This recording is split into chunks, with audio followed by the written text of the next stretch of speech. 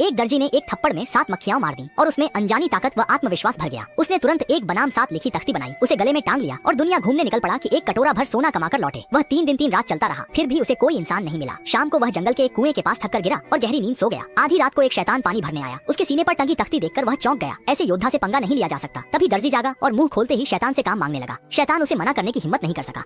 मजबूरन वह उसे पाताल लोक के दानव राजा के पास ले गया। राजा ने दर्जी को हुक्म दिया कि वह रोज गाय की खाल के थैले से पानी निकाले और कहा कि काम ठीक से करने पर उसकी हर इच्छा पूरी होगी। दर्जी ने साफ कहा कि उसे सोने से भरा एक पात्र चाहिए। दानव राजा ने सिर हिलाकर गाय की खाल का थैला दे दिया, लेकिन दर्जी दुबला पतला था, खाली थैला उठाना भी कठिन था। भरे पानी का तो सवाल ही नहीं। वह कुएं के पास पहुंचा, आंखें घूमी और उसे एक तरकीब सूझ गई। इसी बीच दानव उसे देर तक न लौटने पर देखने दौड़े आए। तब दर्जी पसीना पोंछते हुए बोला कि रोज पानी निकालना बड़ा झंझट है, इसलिए वह पूरा कुआं ही उठाकर ले जाएगा।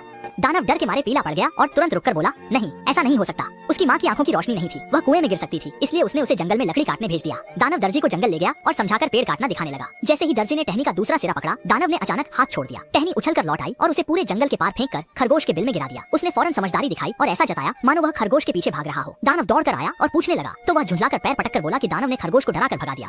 राक्षस उसकी तेज रफ्तार पर हैरान रह गया। डरकर वह पाताल लौटकर खबर देने गया और सलाह दी कि उसे सीधे पैसे देकर विदा कर दें। सारे राक्षस अभी सलाह कर ही रहे थे कि दर्जी ने एक बड़े राक्षस की ओर इशारा करके मुकाबले की बात छेड़ दी। बड़े राक्षस ने कहा कि देखा जाए कौन कोड़े की मार ज्यादा सह सकता है। जो पहले दर्द से चिल्लाएगा वही हार जाएगा। दोनों पहाड़ की चोटी पर पहुंचे। राक्षस ने नम्रता से दर्जी से पहले वार करने को कहा, पर दर्जी ने शालीनता से मना कर दिया और उसे पहले करने दिया। राक्षस ने कोड़ा मारा तो दर्जी जमीन पर ढेर हो गया। फिर भी अकड़ कर बोला कि वह तो कोड़ा पकड़ने वाला था, बस ध्यान नहीं रहा और फिसल गया। फिर उसकी बारी आई। उसने कहा, चोट न लगे, आंखें बंद कर लो, और कांटेदार हथौड़ा घुमाकर जोर से उसके सिर के पीछे दे मारा।